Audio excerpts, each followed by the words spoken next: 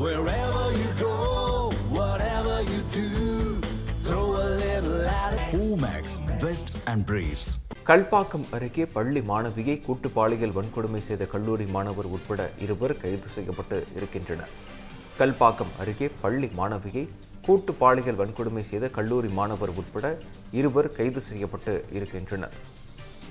இது குறித்த கூடுதல் விவரங்களை வழங்க இணைகிறார் எமது செய்தியாளர் வினோத். விவரங்களை வழங்கலாம்.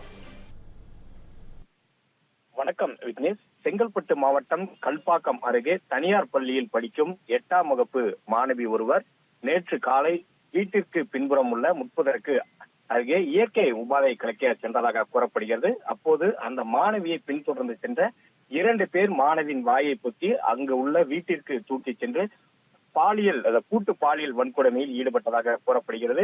இதனால் அச்சிறுமிக்கு தலை மற்றும் மார்பு பகுதிகளில் காயங்கள் எல்லாம் ஏற்பட்டிருக்கிறது. அப்போது மாணவி கத்தி கூச்சலிடவே இருவரும் அங்கிருந்து தப்பி சென்றிருக்கிறார்கள். அது மட்டும் இல்லாமல் அப்போது பள்ளி மாணவிக்கு தலையில் மற்றும் மார்பு பகுதியில் காயங்கள் ஏற்பட்டதாக கூறப்படும் நிலையில் மாணவியின் தந்தை தனது மகளை அழைத்து சென்று செங்கல்பட்டு அரசு மருத்துவமனையில் அனுமதிக்கப்பட்டு தொடர்ந்து சிறுமிக்கு சிகிச்சை என்பது அளிக்கப்பட்டு வருகிறது. இந்த நிலையில்தான் இந்த சம்பவம் குறித்து பாதிக்கப்பட்ட மாணவியின் பெற்றோர் மாவட்ட எஸ்பி மற்றும் மாமல்லபுரம் அனைத்து மகளிர் காவல் நிலையத்தில் புகார் என்பதை அளித்திருக்கிறார்கள். அந்த புகாரின் பேரில் போலீசார் வழக்கு பதிவு செய்து விசாரணை என்பதை நடத்தியிருக்கிறார்கள். தொடர் விசாரணையில் அங்கு முற்பகுதியில் மறைந்திருந்த 2 பேரை பிடித்து போலீசார் விசாரணை செய்திருக்கிறார்கள். அதில் 2 பேரும் முன்னுக்கும் பின் முரணாக பதில் தெரிவித்ததால் சந்தேகமடைந்த போலீசார் சதுரங்கப்பட்டினம் காவல் நிலையத்தில் அழைத்து வந்து தீவிர விசாரணை மேற்கொண்டிருக்கிறார்கள்.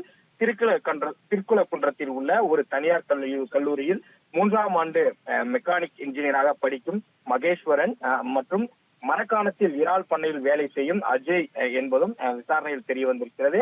இவர்கள் இருவரும் 8ஆம் வகுப்பு படிக்கும் மாணவியிடம் கூட்டு பாலியல் பலாத்கார முயற்சியில் ஈடுபட்டதும் போலீசார் விசாரணையில் தெரிய வந்திருக்கிறது.